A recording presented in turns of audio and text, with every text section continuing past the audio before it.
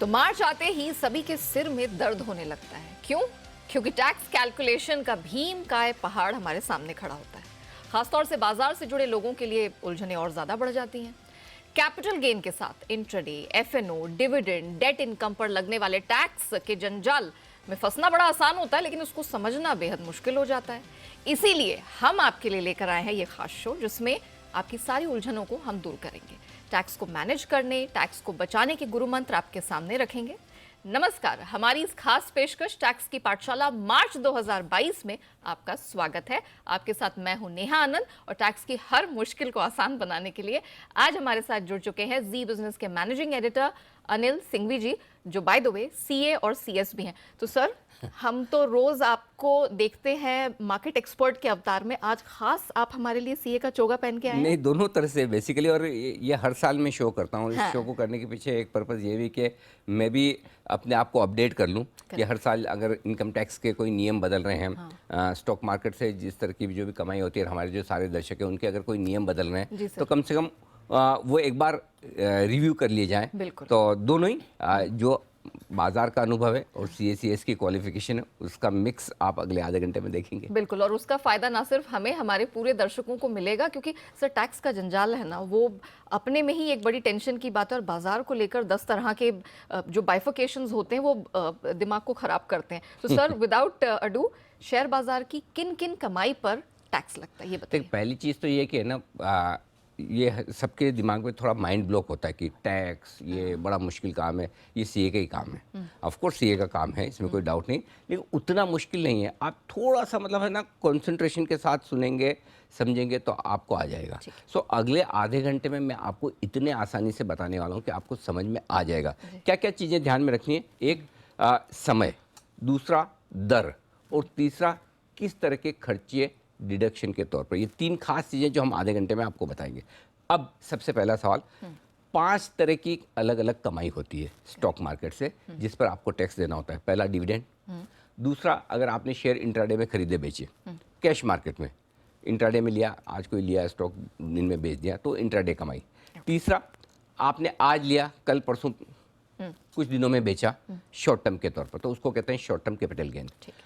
चौथा, long term capital gain, जो आपने लंबे समय के लिए रखा और उसके बाद बेचा, उस पर कोई प्रॉफिट लॉस होना।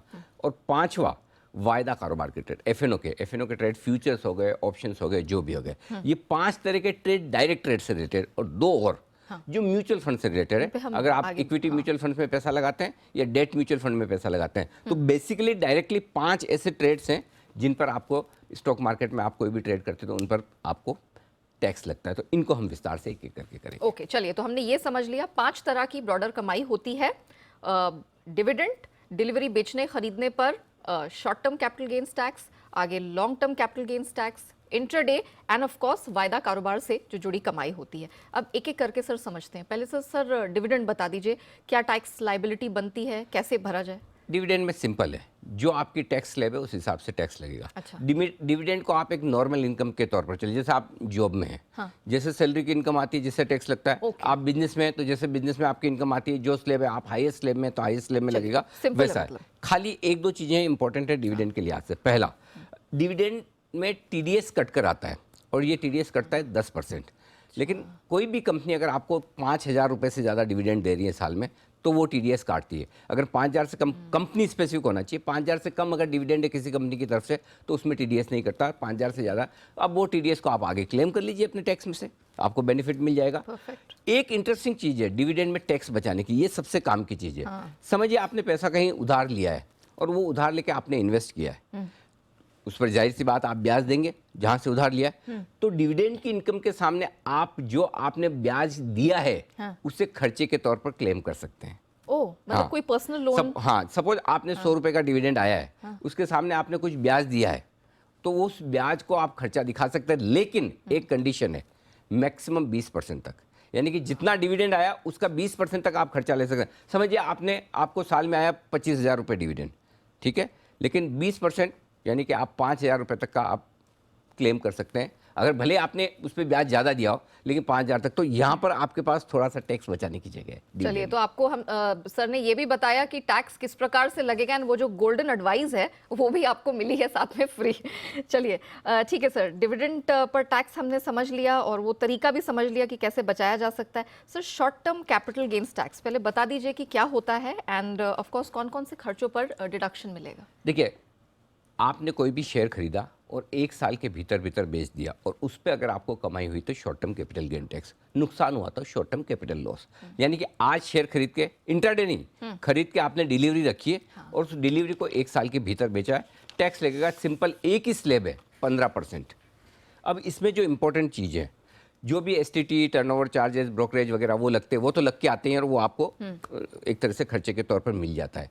लेकिन एसटीटी जो आप पे करते हैं, उस एसटीटी का बेनिफिट नहीं मिलता है, आपको डिडक्शन नहीं मिलता है। ये ध्यान में रखिए। क्यों? क्योंकि 15% की जो स्लैब आपके नॉर्मल टैक्स स्लैब से कम है और उसके बदले में ही सरकार आपसे एसटीटी ले रही है। तो एसटीटी का अलग से टैक्स में कोई डिडक्शन आपको नहीं मिलेगा, ये ध्यान में रखिए। लेकिन हाँ, खर्चे के तौर पर आपके जो चार्जेस हैं, brokerage charge, transaction charge, SEBI के जो टर्नओवर चार्जेस होते हैं, स्टैम्प ड्यूटी होती है, इन सब का डिडक्शन मिल जाता है। ये दूसरी चीज़, क्योंकि आप 15% ही टैक्स भर रहे हैं, तो जो भी आपको अलग डिडक्शन इनकम टैक्स में लेने होते हैं, चैप्टर 6A में, या जिसको आमतौर पर सेक्शन 80C बोलते हैं, कि आपने पीपीएफ में पैसा डाल दिया, एलआईसी में, इंश्योरेंस में डाल दिया, ये सारी चीज़ें होती है ना, उसका बेनिफिट भी आपको नहीं मिलेगा short term capital gain tax में।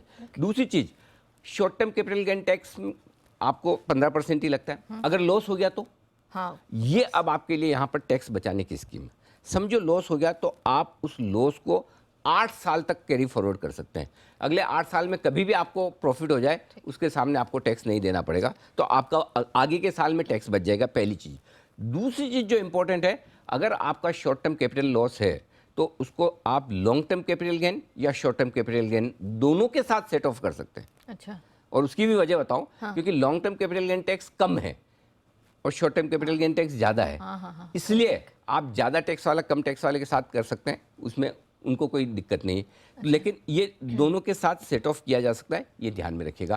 तो ये इस तरह से आप अपनी tax planning short term capital gains के लिए कर सकते हैं। सर, आपने एक हिंट तो दे ही दी long term capital gains tax के बारे में, हम अगली चर्चा करने वाले हैं। सर, ये शॉर्ट टर्म से किस प्रकार से डिफरेंट है, एग्जैक्टली क्या है, और यहाँ पर कोई छूट अलग से मिलती है क्या?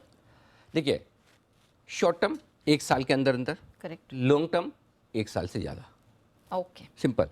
1 साल से ज़्यादा आपने शेयर रखे और उसके बाद बेचे और उसमें अगर आपको प्रॉफिट हुआ तो लॉन्ग टर्म, ठीक है। उसमें लॉस हुआ तो long term capital loss. Long term capital gain भी हो सकता है, long term capital gain loss भी हो सकता है। लेकिन इसमें एक बहुत बड़ी छूट है और वो काफ़ी लोगों को प्लानिंग करनी चाहिए। अच्छा। अगर आप पूरे साल भर में सारे शेयर जितने भी आपके पोर्टफोलियो में हैं, उनमें मिलाकर 1 लाख रुपए तक का गेन कमाते हैं लॉन्ग टर्म, उस पर टैक्स नहीं लगता, 0। अच्छा। हाँ, 1 लाख से ज़्यादा होगा, 1 लाख 1,000 होगा तो 1,000 पे लगेगा, 1 लाख 1,000 पे नहीं लगेगा। 1 लाख के ऊपर जितना आता है उसी पर टैक्स लगेगा, तो 1 लाख तक छूट है। अच्छा, क्लियर है? अच्छा, टैक्स जो लगेगा वो भी कम लगेगा। शॉर्ट टर्म में 15% लगता है, लॉन्ग टर्म में सिर्फ 10%। सही है। हाँ, इसीलिए तो हम कहते हैं लॉन्ग टर्म में इन्वेस्टर बनो भाई। हाँ, कि टैक्स का भी तो बेनिफिट है। Correct. एक आपको 1 लाख तक छूट है, दूसरा 10% ही लगेगा। इसमें एसटीटी का डिडक्शन कोई नहीं मिलेगा, ये ध्यान में रखें। एसटीटी का डिडक्शन किसी तरह के कैपिटल गेन्स में नहीं मिलता, ना लॉन्ग टर्म में ना शॉर्ट टर्म में। और जो कुछ भी आपका लॉन्ग टर्म निकल कर आता है वो सारे चार्जेस घटाने के बाद ही आता है। ब्रोकरेज आपने जो दी, स्टैम्प चार्जेस दिए, सेबी टर्नओवर चार्जेस जो भी दिए, उसके बाद सेम शॉर्ट टर्म की तरह लॉन्ग टर्म में भी आपको सेक्शन 80C के बेनिफिट नहीं मिलेंगे। पीपीएफ में पैसा डाला, इंश्योरेंस प्रीमियम में डाला और बाकी सब जहाँ जहाँ आप डालते हैं, होम लोन वगैरह के लिए, वो सब आपको बेनिफिट नहीं मिलेगा। एक चेंज है शॉर्ट टर्म और लॉन्ग टर्म में सेट ऑफ के लिहाज से, वो ये कि लॉन्ग टर्म का सेट ऑफ लॉन्ग टर्म के साथ ही होगा। अच्छा, वो समझो आपने लॉन्ग टर्म कैपिटल लॉस किया, हाँ, अगर लॉन्ग टर्म कैपिटल गेन किया हो तो कितना देते हैं आप टैक्स? 10%। 10, हाँ। शॉर्ट टर्म कैपिटल गेन किया होता तो कितना देते हैं? 15%। तो जहां आप 10% ही टैक्स देते हैं, अब वो 15% वाले के साथ कैसे सेट ऑफ कर सकते हैं? 5% का नुकसान गवर्नमेंट को है ना। इसलिए सरकार ने नियम ये जो बनाया है, इनकम टैक्स डिपार्टमेंट ने, कि लॉन्ग टर्म कैपिटल लॉस अगर आपको है तो वो लॉन्ग टर्म कैपिटल गेन के सामने ही आप सेट ऑफ कर पाएंगे। और 8 साल तक इसे भी आप कैरी फॉरवर्ड कर सकते हैं अगर आपका लॉस है तो जैसे शॉर्ट टर्म में कर सकते हैं वैसे इसमें भी 8 साल कर सकते हैं। सिंपल है।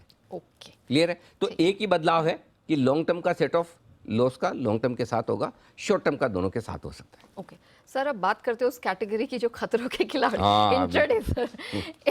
अब बताइए सर, इंट्राडे की जो कमाई होती है इस पर कितना टैक्स लगेगा? देखो, जो इंट्राडे में जो ट्रेड करते हैं ना, कैश मार्केट में लिया बेचा, इनको सरकार मानती है, इनकम टैक्स डिपार्टमेंट मानता है स्पेकुलेटर। अच्छा। हाँ, क्योंकि उन्होंने लिखा ही ऐसा है। इससे कहते हैं स्पेकुलेटिव बिजनेस इनकम।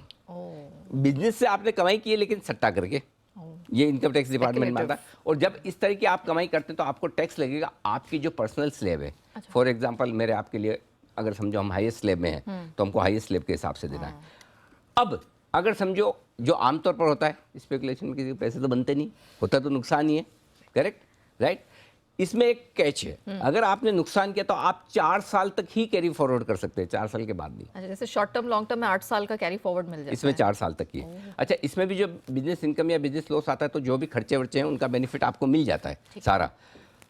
4 साल तक आप सेट ऑफ कर सकते, कैरी फॉरवर्ड कर सकते हो। और स्पेकुलेटिव बिजनेस लॉस को स्पेकुलेटिव बिजनेस इनकम के सामने ही सेट ऑफ कर सकते हो, दूसरे किसी के सामने नहीं। ये ध्यान में रखिएगा, इंपॉर्टेंट चीज़ है। अगर आपने इंट्राडे में लॉस किया है, आगे फ्यूचर में अगले 4 साल तक इंट्राडे प्रॉफिट के सामने ही सेट ऑफ होगा और किसी के सामने नहीं होगा।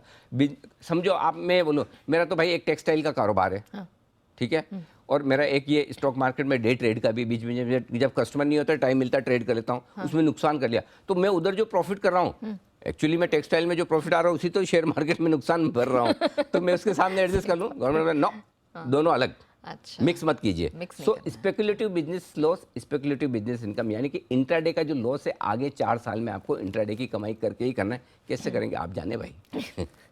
चलिए, वो आप तक ऑप्शन ओपन है। अच्छा सर, अगली कैटेगरी फ्यूचर्स एंड ऑप्शंस की। सर, ये ज़रा बताइए कि इसमें कैसे टैक्स लायबिलिटी होती है, और कहीं सुनने में आया है कि इसमें ट्रेड करना फ़ायदेमंद होता है टैक्स के, ऐसा कुछ है क्या देखो, सर? फायदेमंद तो पैसे बने जो वहाँ फायदेमंद है। टैक्स किस पे लगता है? जब पैसे कमाई करेंगे तभी ना, तभी बाकी बनेगा। काय का टैक्स। सही तो बात जहाँ पैसे बने वो भरो, टैक्स के हिसाब से मत ट्रेड करो, अच्छा, ट्रेड के हिसाब से टैक्स भरो, है ना। तो पहली चीज तो ये कि जब आप एफएनओ में ट्रेड करते हैं, चाहे आपने फ्यूचर्स में ट्रेड किया हो, चाहे आपने ऑप्शंस में ट्रेड किया हो, ठीक है, इंट्राडे किया हो या 1-2 दिन बाद किया हो, डिलीवरी इसमें होती नहीं। सो सिंपल सी चीज है, इसको माना जाता है business income. Income tax department कहता है जब आप एफएनओ में ट्रेड करें तो इसे हम समझते हैं कि आप समझदार आदमी हैं, आप इसे एक बिजनेस के तौर पर देख रहे हैं और इसे आपकी बिजनेस इनकम माना जाएगा। अच्छा, और जब इसे बिजनेस इनकम माना जाता है तो इस पे जो स्पेकुलेटिव बिजनेस इनकम वाला, पर्सनल सेव वाला, उसके साथ अलग कर दिया जाता है, उसको मिक्स नहीं किया जाता है। यहाँ पर भी सिंपल सी चीज़ है, जब बिजनेस इनकम है तो आपकी टैक्स स्लैब जो है वही लगेगी। अच्छा, टैक्स तो उतना ही लगेगा जो स्पेकुलेटिव बिजनेस इनकम में लगता है, लेकिन स्पेकुलेटिव बिजनेस इनकम को और एफएनओ की इनकम को दोनों को अलग अलग माना जाता है। अच्छा, दोनों एक दूसरे के सामने सेट ऑफ नहीं हो सकते, ठीक है। इसे भी 8 साल तक आप आराम से कैरी फॉरवर्ड कर सकते हैं, कोई दिक्कत नहीं। तो ये चीज़ ध्यान में रखिए। अच्छा, प्लस एक बदलाव है, अब तक हम लगातार ये कहते हैं कि एसटीटी का डिडक्शन नहीं मिलेगा, नहीं मिलेगा, हाँ, लॉन्ग टर्म कैपिटल गेन में, शॉर्ट टर्म कैपिटल गेन में, लेकिन यहाँ पर मिलेगा। ओह, क्योंकि जब आप बिजनेस इनकम में से गिन रहे हैं तो बिजनेस के लिहाज से आप जो भी खर्चे करते हैं उसे एसटीटी के डिडक्शन के तौर पर, तो एसटीटी जो आपने पे किया है उसे एक तरह से आपने बिजनेस खर्चा मानकर उससे डिडक्शन आपको मिल जाएगा। ओके, क्लियर है? सर, इससे पहले कि मैं आगे बढ़ूँ, आप बार बार बिजनेस इनकम का जिक्र कर रहे हैं, सर वो एक्सप्लेन कर दें, उससे जुड़े खर्चे क्या होते हैं? देखिए, खर्चा एक तो एसटीटी का पेमेंट, एसटीटी जो भी आपने पे किया है हर ट्रांजेक्शन पे लगता ही है आपके, ठीक है, उसे माना जाएगा बिजनेस खर्चा। इसके अलावा ब्रोकरेज जो आप दे रहे हैं, सेबी चार्जेस, स्टैम्प चार्जेस, ये सारे आपके कॉन्ट्रैक्ट नोट में ही लग के आते हैं। कॉन्ट्रैक्ट नोट आप पढ़ेंगे तो आपको पता चलेगा लोग क्या करते हैं, ये भाव में खरीदा, ये भाव में बेचा, नीचे भाई साहब क्या क्या लगाए वो भी तो पढ़ लो। वो 4 तरह के चार्जेस लगते हैं उसमें, कुछ सेबी के पास जाता है, कुछ एक्सचेंजेस के पास जाता है, स्टैम्प ड्यूटी सरकार के पास जाती है, एसटीटी सरकार के पास जाता है। तो आपने कमाया नहीं कमाया, जैसे आपने ट्रेड किया, 3-4 लोगों की कमाई पक्की ठीक है ना। तो इसलिए नीचे भी कभी ध्यान दे दिया करें। तो हाँ, अच्छा, इसमें एक चीज़ और, जब बिजनेस इनकम है, फॉर एग्जांपल मैं एफएनओ में ट्रेड कर रहा हूँ, ठीक है, और एफएनओ में ट्रेड करने के लिए मुझे चाहिए 10 लाख रुपए। 10 लाख रुपए मैंने 8 लाख रुपए, 5 लाख रुपए, 10 लाख रुपए उधार लिए। तो उधार लेने के लिए जो उस पर मैंने ब्याज भरा, ब्याज का पूरा मिलेगा इसमें डिडक्शन, डिविडेंड में सिर्फ 20% तक। करेक्ट, रिवाइज करवाता जा रहा हूँ साथ नहीं, साथ बिल्कुल सही सर। यहाँ पे पूरा का पूरा जितना ब्याज आपने भरा उतना डिडक्शन मिलेगा। अच्छा, जब आप इसको बिजनेस इनकम मान रहे हो तो एक फायदा और है, क्या सर? आपको सेक्शन 80C चैप्टर 6A का सारा डिडक्शन मिलेगा। हाँ, वो 1.5 लाख 2 लाख की जो लिमिट है, एक्सटेंडेड लिमिट 2 लाख की है, अच्छा। उसका बेनिफिट आपको मिलेगा। और अगर भगवान ने करे लॉस हुआ, हाँ। 8 साल तक आप कैरी फॉरवर्ड कर सकते हो। तो एफएनओ की इनकम के लिए पूरी तरह से बिल्कुल अलग नियम है, इसको समझना जरूरी है। ये अगर आप समझ गए तो आपको बहुत सारे फायदे होंगे। एसटीटी का डिडक्शन, ब्याज आपने भरा है तो उसका डिडक्शन, एटीसी सेक्शन 80C का फायदा, और 8 साल तक कैरी फॉरवर्ड। कैरी फॉरवर्ड, ये अच्छी बात बताई सर। सर इक्विटी में तो कहाँ टैक्स लायबिलिटी होती है, समझ ली, लेकिन सर डेट में यहाँ पर जब कमाई होती है तो कहाँ कहाँ टैक्सेस लगते हैं सर? देखो, सिंपल सी चीज़ है, मेन आपके जो टैक्स के प्रोविजंस हैं अलग अलग, वो इक्विटी के लिए ही है। इक्विटी आप समझ गए तो ब्रॉडली आप समझ गए। और इक्विटी में हमने ये चारों पांचों कैटेगरी बना दी। अब क्या होता है कि इक्विटी के अलावा फिक्स इनकम में, उसमें भी आपके टैक्स लगेंगे, करेक्ट। और फिक्स इनकम में सिंपल सी चीज़ है कि टैक्स आपके कैसे लगेगा। आपने पैसा इन्वेस्ट किया म्यूचुअल फंड में, ठीक है, या आपने मतलब डेट फंड में, Of course. या आपने बैंक में पैसा रखा, उसका ब्याज की कमाई ब्याज है, मिलता है, हाँ। या फिर आपने कोई एफडी बॉन्ड वगैरह खरीदे हैं, तो Correct. इनमें ये जो 3-4 चीज़ें, इनमें आपके लिए टैक्स लगता है, ठीक है सर, है ना। तो ये आपके टैक्स का पूरा मामला हो गया इन तीनों चारों में। ठीक है सर। साथ ही ये जो डेट की कमाई होती है, जैसे इक्विटी में हम सुनते हैं कि शॉर्ट टर्म लॉन्ग टर्म होता है, इसमें भी होता है क्या सर? हाँ, क्यों नहीं होता, अच्छा, होता है, ओके, लेकिन टाइम अलग अलग है मतलब ड्यूरेशन भाई। देखो, इक्विटी में क्या है, इक्विटी में 1 साल से कम रखा आपने, और 1 साल शॉर्ट टर्म, हाँ, सेम डे इंट्राडे वाला स्पेकुलेटिव बिजनेस इनकम, करेक्ट, 3 साल लॉन्ग, सॉरी 1 साल से 1 साल ज़्यादा के ऊपर लॉन्ग लॉन्ग टर्म। अब यहाँ पे 1 साल भूल जाओ आप। फिक्स इनकम या डेट में 1 साल का कोई कॉन्सेप्ट ही नहीं, सिर्फ एक ही कॉन्सेप्ट है, 3 साल का, ओके, ठीक है। ठीक है। 3 साल से कम आपने फिक्स इनकम में पैसा रखा, डेट म्यूचुअल फंड में पैसा लगाया, तो आपका हो जाएगा शॉर्ट टर्म कैपिटल गेन, ठीक है, ठीक है। 3 साल से ज़्यादा रखा तो लॉन्ग टर्म कैपिटल गेन। ठीक है, टैक्स कितना लगेगा? टैक्स लगेगा आपकी जो पर्सनल सेव है उस हिसाब से। जैसे आप एफडी में पैसा लगाते हो, जी सर, या डेट म्यूचुअल फंड में पैसा लगाते हो, जो भी कमाई होगी आपकी जो स्लेब है उस हिसाब से लग जाएगा। अच्छा सर, इसमें एक बहुत इंटरेस्टिंग चीज़ है, एक कॉन्सेप्ट होता है इंडेक्सेशन का। हाँ मैं वो पूछने हाँ। वाली थी आपसे। हाँ, इंडेक्सेशन क्या है नेहा, कि हर साल महंगाई बढ़ती है, पैसे की वैल्यू कम हो जाती है जितनी महंगाई बढ़ रही है। तो भाई मैं सरकार को ये बोलता हूँ कि आप मुझे 3 साल बाद लगाओगे टैक्स, लॉन्ग टर्म, या 3 साल के पहले शॉर्ट टर्म लगाओगे, लेकिन मेरे पैसे की वैल्यू तो कम हो गई ना। और जब स्पेशली जब मैं फिक्स इनकम में पैसा लगा रहा हूँ, तो जितनी मेरी कमाई हुई ब्याज की, उससे ज़्यादा मेरा इन्फ्लेशन खा गया, महंगाई खा गई। तो मेरे लिए कल अगर 5% इन्फ्लेशन है, पिछले साल मेरे पास 100 रुपये थे, मैंने 5% उस पर ब्याज कमाया, तो आज वो 105 रुपये ऐसे मुझे दिख रहे हैं, लेकिन उस 105 रुपये की वैल्यू 100 रुपये रहेगी। सो इसलिए फिक्स इनकम में इंडेक्सेशन का बेनिफिट आमतौर पर दिया जाता है, लेकिन इसमें अगर शॉर्ट टर्म कैपिटल गेन आपको हो रहा है 3 साल से कम, तो इसमें इंडेक्सेशन का बेनिफिट नहीं मिलेगा। अच्छा सर, हाँ, 3 साल से कम में नहीं मिलेगा। और अगर इसमें कोई शॉर्ट टर्म कैपिटल लॉस हो गया, तो 8 साल तक आप पहले की तरह कैरी फॉरवर्ड कर सकते हैं। अच्छा, ठीक है सर। आपने बता दिया कि डेट की कमाई में शॉर्ट टर्म पे किस प्रकार का टैक्स लगेगा और क्या क्या प्रावधान है, आपने इंडेक्सेशन बेनिफिट भी समझा दिया। सर ये लॉन्ग टर्म कैपिटल, इसका क्या है? तो 3 साल से ऊपर है। ये बहुत क्रूशियल है, इसको अच्छे से समझना। Fix income mutual fund, debt mutual fund या फिक्स इनकम में कहीं आप पैसा लगाते हैं, पहली चीज़ लॉन्ग टर्म तब होगा जब 3 साल आप मिनिमम होल्ड करें। ठीक है, आज इन्वेस्टमेंट करके 3 साल रखना है, ठीक है, तो ये लॉन्ग टर्म है। दूसरा, इसमें इंडेक्सेशन बेनिफिट है। समझे 3 साल से ज़्यादा आपका है, आपने इंडेक्सेशन बेनिफिट लिया कि मैंने 100 रुपये पे 3 साल इन्फ्लेशन, इंडेक्सेशन का एक आंकड़ा होता है। हाँ सर, जो इनकम टैक्स डिपार्टमेंट भारत सरकार देती है कि इस साल का इंडेक्सेशन नंबर ये है, उससे आप उसको इन्वेस्टमेंट को आप बढ़ाते जाओ। उसके बाद भी अगर आपको गेंस हो रहे हैं, तो आपके पास 2 ऑप्शन है टैक्स पे करने के। इंडेक्सेशन का बेनिफिट लेते हैं, तो उसके बाद आपके पास जो गेंस बचता है उस पर लगेगा 20% टैक्स। अच्छा, क्योंकि तब हो जाता है गेन कम। से सपोज मैंने 100 रुपये लगाए और इंडेक्सेशन का 3 साल मैंने बेनिफिट लिया, तो मेरी कॉस्ट हो गई समझो 113-114 रुपये, मैंने बेचा 120 में, तो मेरे गेन आया 7 रुपये का। और अगर मैं इंडेक्सेशन का बेनिफिट नहीं लेता, और तो ये जो 7 रुपये के गेन आए इस पर 20% टैक्स देना है। और अगर इंडेक्सेशन का बेनिफिट नहीं लेता हूँ, तो मैंने लगाए 100 रुपये, आए 120 रुपये, तो कितने हुए? 20 रुपये का गेन।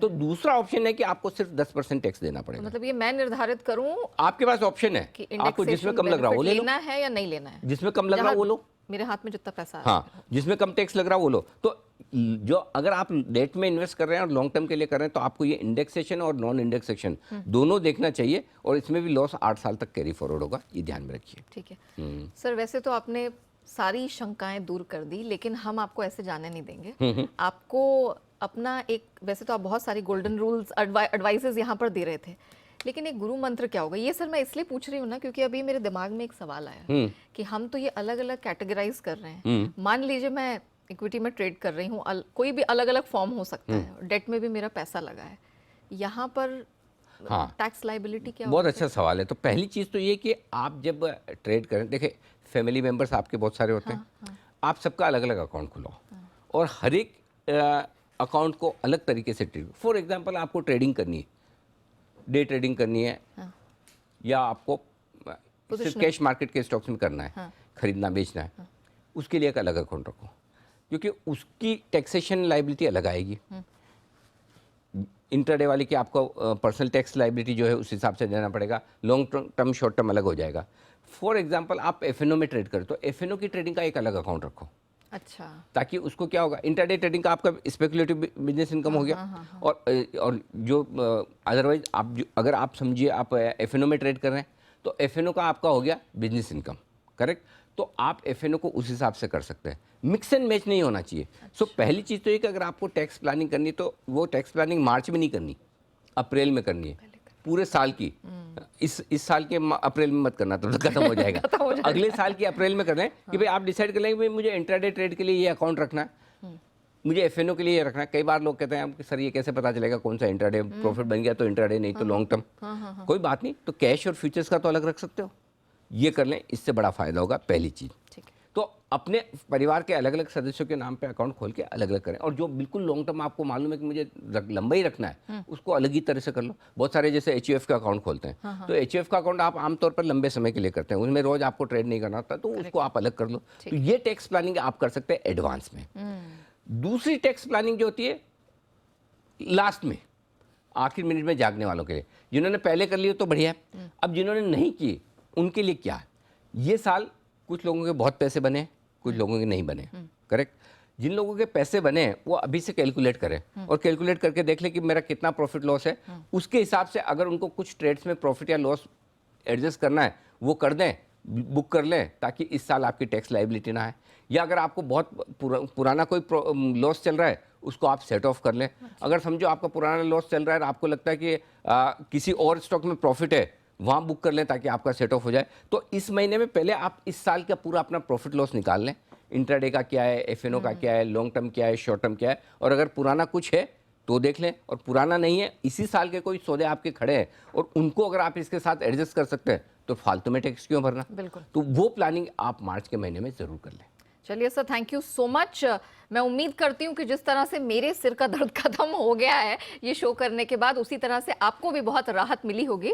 हाँ सर, एक चीज़ और कहना चाहता हूँ, ज़रूरी नहीं कि ये शो आपने देखा और आपको एक ही बार में समझ में आ जाए, कोई जरूरी नहीं आए तो कोई दिक्कत नहीं। मैंने 18 घंटे 5 साल तक पढ़ाई की, तब जाके ये सीखा है। सर आपने पढ़ा तो हमें फायदा मिल रहा है। तो जरूरत हो तो इसको रिपीट करके एक आध दो बार देख लें, ताकि आपको कहीं भी डाउट हो तो आप वापस उसको सुनेंगे तो क्लियर हो जाएगा। और रिपीट भी करिए, और ऑफ कोर्स हम सोशल मीडिया पे, इंस्टाग्राम पे, ट्विटर पे अवेलेबल हैं। कोई भी शंका हो या आपको लगे कि कुछ एक्स्ट्रा आपको जानना है तो आप बिल्कुल वहां पर हमसे कनेक्ट कर सकते हैं। एंड अनिल सर तो आपको रोज मिलते ही हैं आपके तमाम सवालों के जवाब देने के लिए। चलिए, तो इस शो में इतना ही, मुझे दीजिए इजाजत, नमस्कार।